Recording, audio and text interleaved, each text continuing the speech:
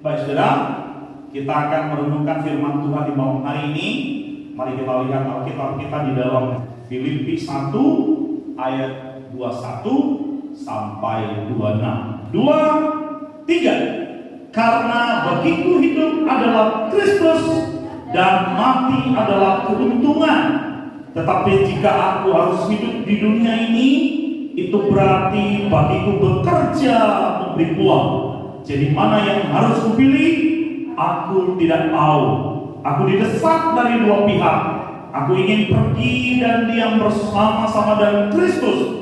Itu memang jauh lebih baik. Tetapi lebih perlu untuk tinggal di dunia ini karena kamu. Dan dalam keyakinan ini, tahulah aku akan tinggal dan akan bersama-sama lagi dengan kamu sekalian, supaya kamu makin maju dan bersuka cita dalam iman, sehingga kemegahanmu dalam Kristus Yesus makin bertambah karena aku apabila aku kembali kepada kamu. Ya, puji Tuhan saudara, sampai sedemikian jauh pembacaan kita. Kiranya kita diberkati orang-orang yang melakukannya di dalam kehidupan kita sehari-hari. Saudara, ada banyak orang sekarang ini saudara menjalani kehidupan ini bagaikan mesin. Kita lihat mesin bergerak terus. Sejak mesin itu dihidupkan, maka dia akan bergerak terus. Nah, sesungguhnya saudara, ada banyak orang di dunia saat ini juga mengalami hal yang sama. Hidup seperti mesin. Bangun pagi, lalu kemudian bekerja, beraktivitas, lalu kembali lagi ke tempat tidur, lalu kemudian tidur dan berbaring. Di pagi hari bangun, lalu kemudian beraktivitas, bekerja, lalu kemudian kembali lagi ke tempat tidur. Demikian terus menerus, seperti tidak ada tujuan. Ada banyak orang sekarang ini saudara menjalani kehidupannya tanpa tujuan. Ada banyak orang di dunia ini menjalani kehidupannya tanpa arah yang pasti. Seakan-akan hidup ini hanya untuk bekerja, dan bekerja. Seakan-akan hidup ini hanya untuk mencari dan mencari materi, tanpa pernah berpikir untuk apa sebenarnya dia hidup. Ada banyak orang di dunia ini sedang menjalani kehidupannya dengan tidak punya tujuan yang pasti. Apakah kita yang ada malam hari ini di tempat ini juga demikian, saudara? Bahwa kita hidup tanpa tujuan, bahwa kita hidup tanpa arah, bahwa kita tidak tahu apa maksud kita ada, untuk tujuan apa kita diciptakan Tuhan, mengapa sampai dengan detik ini kita masih hidup di dunia ini. Harusnya saudara, sebagai manusia yang diberi akal sehat, sebagai manusia yang diciptakan Tuhan jauh lebih mulia daripada ciptaan yang lain, harusnya kita memiliki pengertian yang tepat dan benar akan apa yang menjadi arti dan tujuan hidup kita. Banyak orang seperti saya katakan tadi tidak punya tujuan. Ada banyak orang tidak mengerti apa maksud dia hidup. Tetapi kita yang hadir, kita yang ada malam hari ini, yang merenungkan firman Tuhan ini, saya rindu kita berbeda. Amin.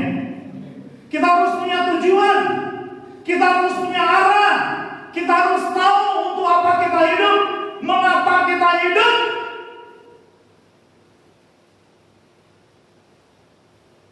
Tentu kita harus melihat apa yang menjadi tujuan hidup kita, bukan dari apa yang kita pikirkan.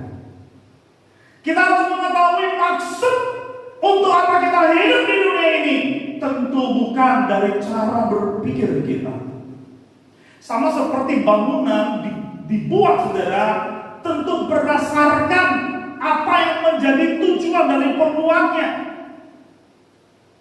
Kalau seorang arsitektur akan menggambar sebuah bangunan, tentu dia akan menggambar bangunan menurut fungsinya.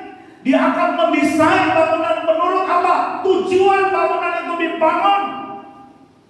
Tidak mungkin seorang arsitektur ketika dia membuat sebuah bagan bangunan, merancang sebuah bangunan,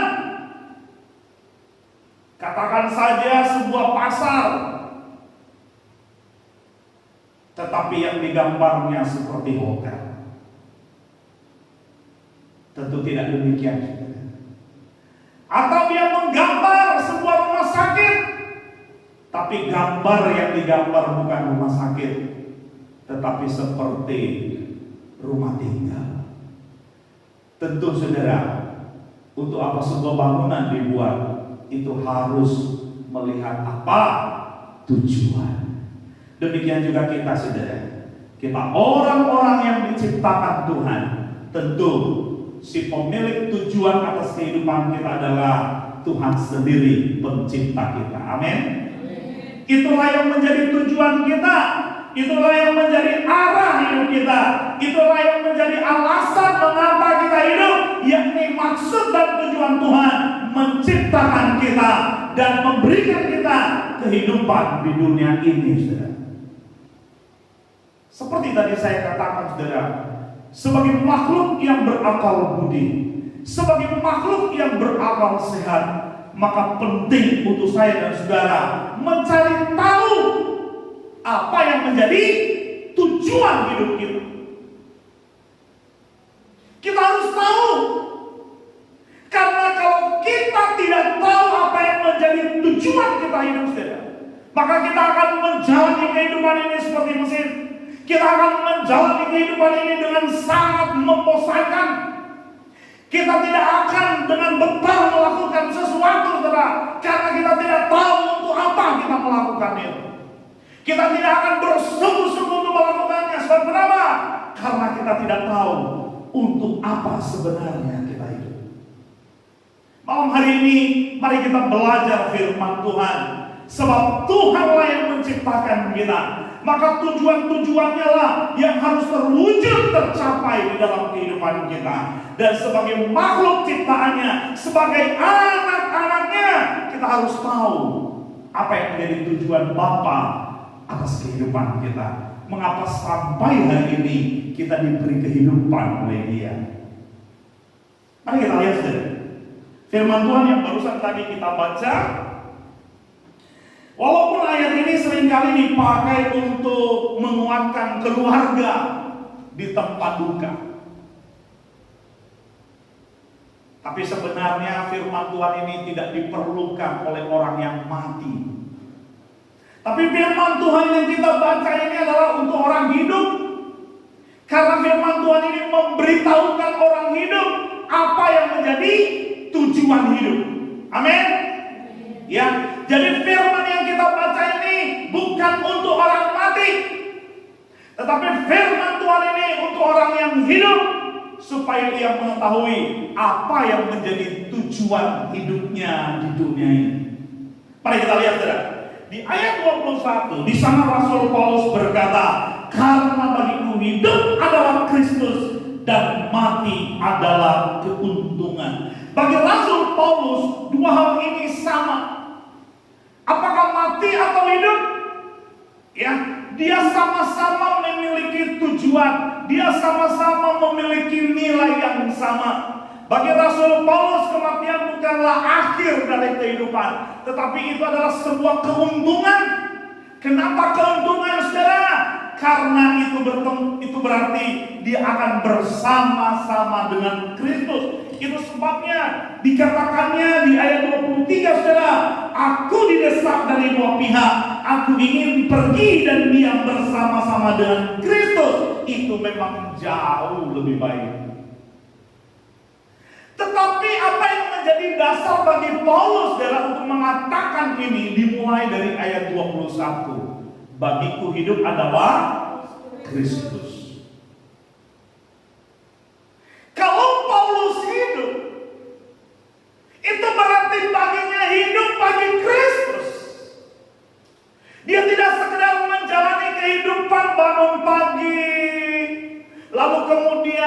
beraktivitas, lalu kemudian kembali lagi ke tempat tidur lalu bangun pagi lagi beraktivitas dan begitu terus. Tapi bagi Paulus, hidup itu adalah Kristus. Karena Paulus tahu siapa yang menciptakan dia. Paulus paham betul bahwa yang mempunyai kuasa dan otoritas atas hidupnya adalah Kristus. Ya. Itu sebabnya bagi Paulus hidup tidak terlepas dari Kristus. Itu berarti dia hidup di dalam Kristus. Pertanyaannya, kalau kita hidup di dalam Kristus, untuk apa? Hari-hari yang kita lalui, hari-hari yang kita jalani, Minggu, Senin, Selasa, Rabu, Kamis, Jumat, Sabtu, Minggu, Senin, Selasa, Rabu, Kamis, Jumat, Sabtu, Minggu, Senin, Selasa, Rabu, Kamis, Jumat, Sabtu, Minggu. Pertanyaannya untuk apa? Apakah di dalam aktivitas yang kita lakukan setiap hari? Apakah di dalam apa yang kita kerjakan, apa yang kita perbuat, apa yang kita lakukan, apa yang kita perkatakan di setiap harinya itu berkaitan dengan apa yang menjadi tujuan Kristus di dalam kehidupan kita atau tidak? Ada banyak orang melakukan aktivitas sibuk, betul sibuk, tapi ternyata kalau ditelusuri, kalau dilihat, diteliti lebih jauh lagi, ternyata sama sekali tidak ada kaitannya dengan Kristus. Di dalam kita beraktivitas, karena memang Tuhan menciptakan kita sebagai pekerja, bukan sebagai pemalas, maka harusnya saudara, kita selalu memperhatikan bahwa apa yang kita lakukan selalu harus berkaitan dengan Kristus. Saudara coba bertanya kepada diri sendiri malam ini, untuk apa saya hidup? Kenapa saudara dan saya tidak mati saja? Ya, kalau sekedar kita hanya hidup di dunia ini, iya Pak, karena belum waktunya saya mati. Karena nanti kalau waktunya pasti mati juga kok Pak. Ya. Kalau hanya sekedar itu saudara, maka kita tidak akan mencapai apa yang menjadi tujuan Kristus dalam hidup kita. Kita tidak akan mewujudkan apa yang menjadi maksud dan tujuannya di dalam kehidupan kita. Oleh karena itu saudara, malam hari ini saya mau mengajak kita untuk melihatnya saudara, untuk apa sebenarnya kita hidup. Paulus berkata, walaupun kematian itu adalah keuntungan, karena ia akan bertemu dengan Kristus, dia akan bersama-sama dengan Kristus di surganya. Karena itu yang dijanjikan oleh Kristus bagi setiap orang yang percaya kepadanya, bahwa ia akan bersama-sama dengan mereka.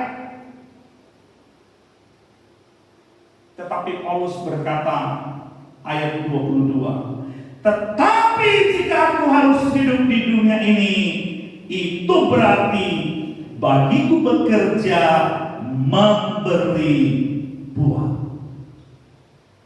Inilah yang menjadi arti hidup Paulus. Di tengah-tengah kita ada Paulus, tapi bukan Paulus yang menuliskan surat ini. Paulus yang lain, ya kan? Ya, Paulus berkata di sini bahwa jika ia hidup, maka itu berarti baginya bekerja untuk menghasilkan buah. Ini yang harus menjadi perhatian kita. Ini yang harusnya menjadi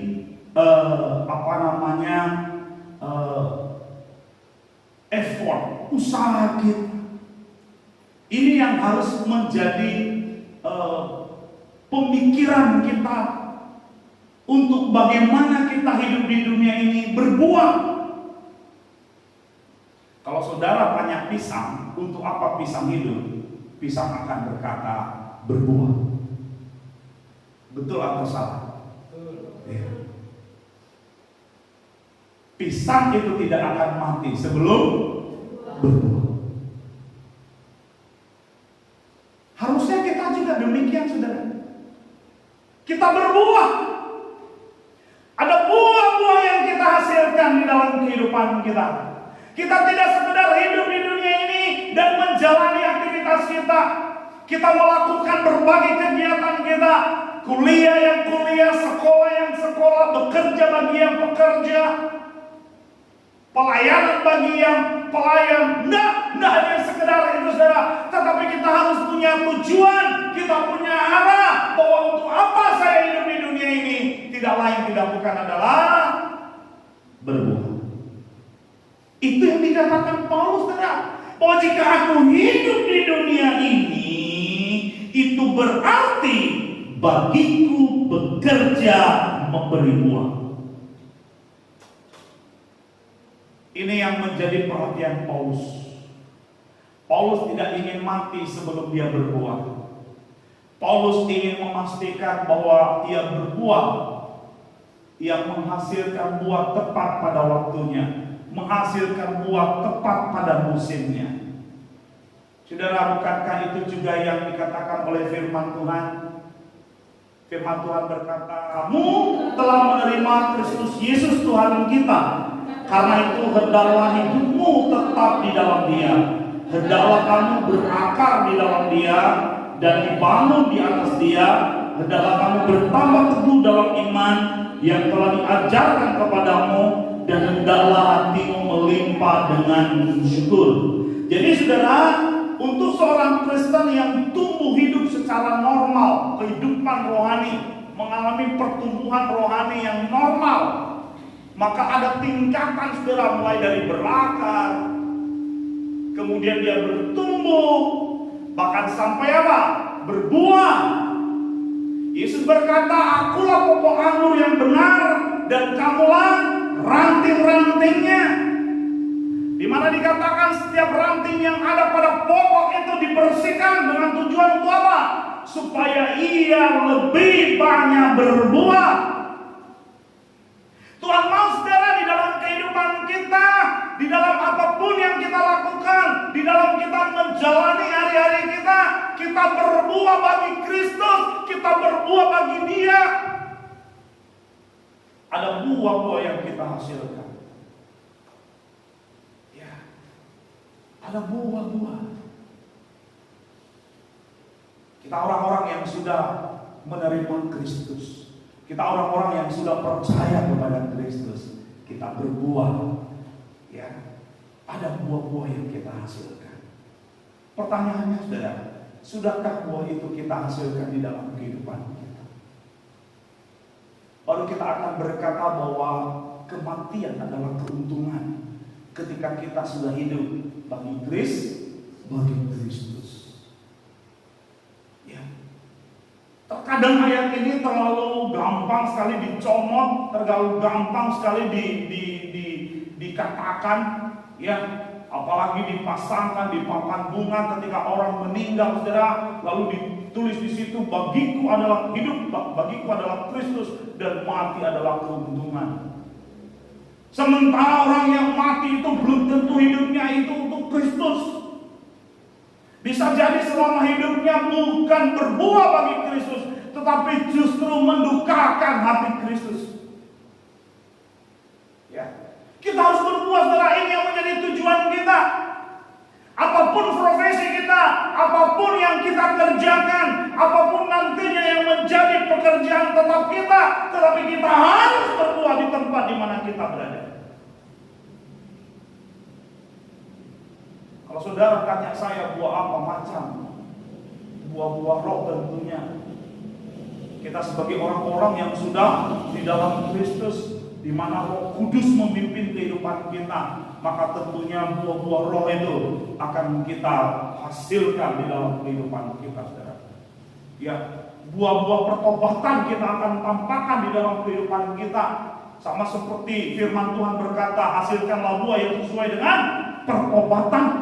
Kita sebagai anak-anak terang, kita juga harus menghasilkan buah-buah terang, yaitu kebenaran, kebaikan, keadilan di dalam kehidupan kita. Sebab untuk itu tujuan kita diciptakan Tuhan. Hidup bagi Dia, hidup dalam kebenarannya, hidup memuliakan Tuhan kita. Ya, saudara, seperti tadi saya katakan, saudara, banyak orang menjalani kehidupan ini seperti mesin. Mereka tidak punya tujuan. Saudara, kita harus punya tujuan. Dan tujuan hidup kita sudah ditentukan oleh Tuhan kita. Tujuannya adalah berbuah bagi kemuliaan, berbuah bagi Kristus Tuhan kita. Ya, kita harus hasilkan itu. Saya mau memberikan sebuah contoh kepada kita betapa pentingnya kita tahu tujuan hidup kita. Ya, ada seorang senator Amerika, saudara, yang naik kereta. Bukan kereta sepeda motor, ya, bukan, tapi kereta api.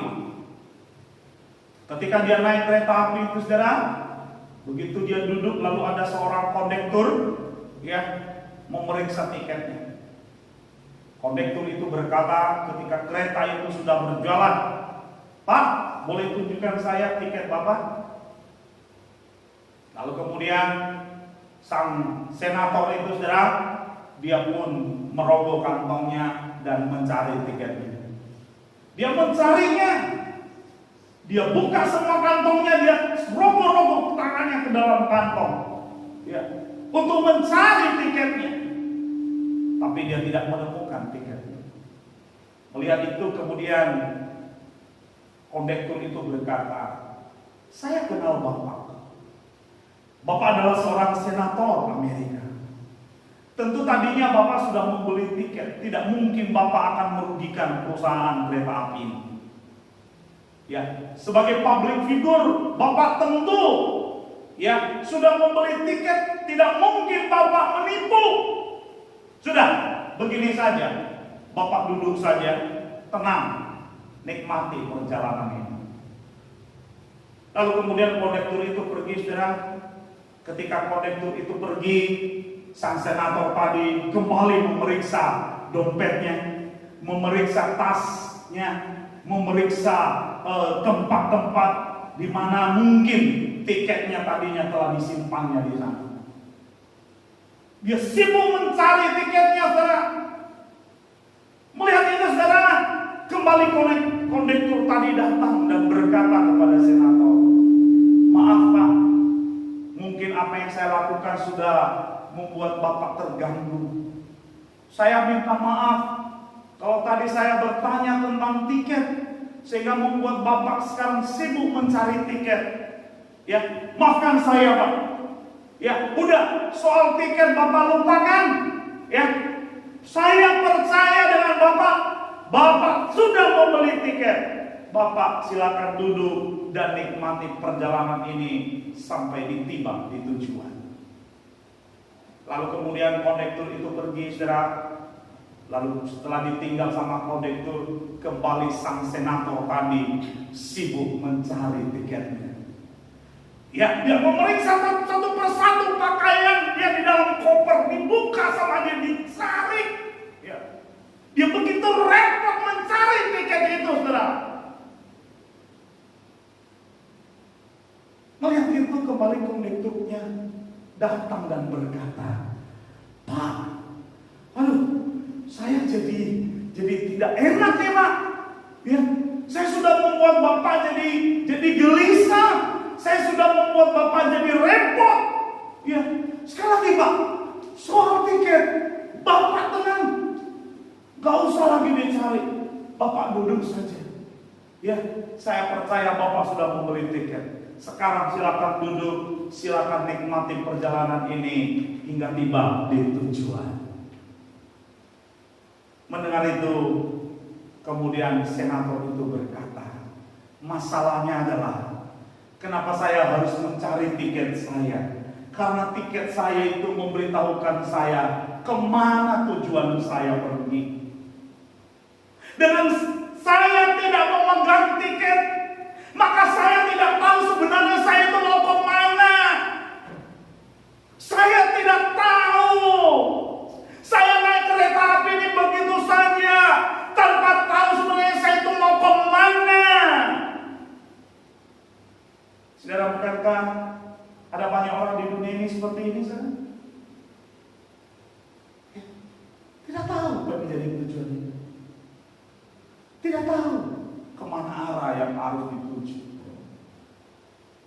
Tapi bagi kita anak-anak Tuhan, kita punya tujuan yang jelas. Mengapa kita hidup? Ketika kita tahu tujuan kita ini, saudara, maka kita tidak akan melihat hidup ini membosankan. Amin. Apapun yang terjadi, bagaimanapun situasinya, kita akan tetap kuat. Kenapa? Karena kita tahu apa tujuan hidup kita. Sekalipun mungkin situasinya tidak seperti yang kita harapkan, sekalipun keadaan di sekeliling kita begitu menekan kita, membuat kita tidak nyaman, tetapi kita tidak akan jatuh, kita tidak akan putus asa. Kenapa? Karena kita tahu untuk apa kita hidup, mengapa kita hidup di dunia ini. Ya. Itu sebabnya saudara, malam hari ini pastikan lagi apa yang menjadi tujuan hidupmu. Apakah tujuan hidupmu yang kau lakukan, yang kau jalani selama ini, itu sudah tepat, sudah seperti yang Kristus mau atau belum? Ingat, setiap bangunan dibangun tentu ada tujuan. Amin. Demikian halnya kita. Ketika Tuhan menciptakan kita, Tuhan punya tujuan. Firman Tuhan berkata bahwa kita ini adalah buatan Allah, diciptakan dalam Kristus Yesus untuk melakukan pekerjaan baik yang telah dipersiapkan Allah sebelumnya, dan Dia mau kita hidup di dalamnya. Ya, Tuhan mau kita mengerjakan pekerjaan-pekerjaan yang benar, pekerjaan-pekerjaan yang baik, pekerjaan-pekerjaan yang mendatangkan kemuliaan bagi Tuhan. Dan itulah sebabnya kita diselamatkan, saudara, supaya dari kehidupan kita yang telah diselamatkan itu, maka keluarlah hal-hal yang baik yang bisa kita lakukan. Kita berbuah, dan buah yang kita hasilkan adalah buah-buah yang baik. Ya, terkadang kita menjadi kecewa ketika kita menemukan sebuah buah, tapi di dalamnya ternyata busuk. Ya, saya pernah mau beli sebuah kue ini, saudara, wangi sekali, ya kan? Waduh, dari jauh, waduh, mencium aromanya, waduh, enak sekali. Ya, lalu kemudian saya borong, saudara, ya. Kebetulan itu dijual di atas jembatan, ya. Udahlah saya beli. Lalu berharap-harap sampai di rumah nanti, waduh, pasti enak dimakan. Sampai di rumah, buah pertama yang dikupas busuk. Waduh, ya, busuk. Ya. Aromanya dari luar, kulitnya bagus, nggak ada yang rusak. Tapi ketika dikupas, saudara, udah selesai dikupas pula ini kan, baru dilihat, ya, busuk. Ya kan? Dari sekian banyak yang dibeli, hanya beberapa yang bisa dimakan.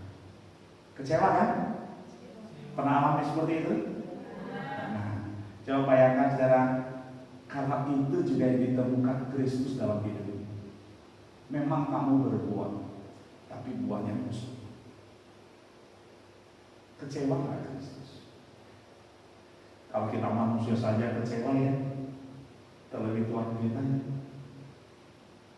Itu sebabnya, saudara, kita tidak sekedar berbuah.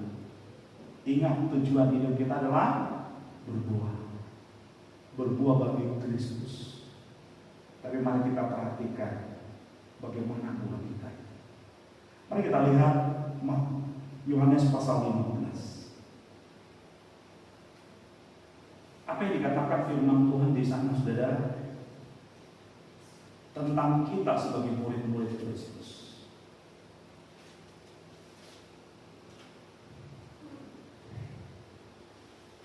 Kita lihat Yohanes 15. Mari kita baca ayat 1. Apa dikatakan di ayat 1?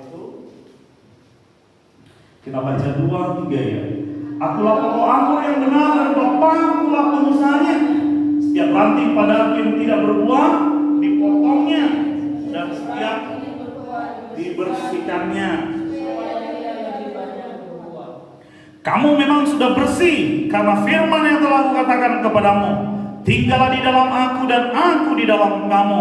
Sama seperti ranting tidak dapat berbuah dari dirinya sendiri kalau ia tidak tinggal pada pokok anggur, demikian juga kamu tidak berbuah jikalau kamu tidak tinggal di dalam aku. Akulah pokok anggur dan kamulah ranting-rantingnya. Barang siapa tinggal di dalam aku dan aku di dalam dia, ia berbuah banyak. Sebab di luar aku kamu tidak dapat berbuat apa-apa. Barang siapa tidak tinggal di dalam aku, ia dibuang keluar seperti ranting dan menjadi kering. Kemudian dikumpulkan orang dan dicampakkan ke dalam api lalu dibakar. Jikalau kamu tinggal di dalam aku dan firmanku tinggal di dalam kamu, mintalah apa saja yang kamu kehendaki dan kamu akan menerimanya. Dalam hal inilah Bapakku dipermuliakan, yaitu jikalau kamu berbuah banyak, dan dengan demikian kamu adalah murid-muridku. Jadi sebagai murid-murid Kristus, mari kita berbuah. Maka tidak hanya sekedar berbuah. Itulah tujuan hidup kita. Itulah yang menjadi maksud dan tujuan Kristus. Mengapa kita hidup sampai dengan hari ini? Jangan-jangan karena kita belum berbuah atau jumlah buah yang kita harus hasilkan belum cukup. Itu sebabnya saudara, mari kita bergiat, mari kita berusaha, mari kita benar-benar hasilkan buah. Jangan sampai ketika tiba waktunya kita tidak ditemukan berbuah. Mengakhiri bagian ini saudara, satu kali Yesus mencari buah di sebuah pohon ara.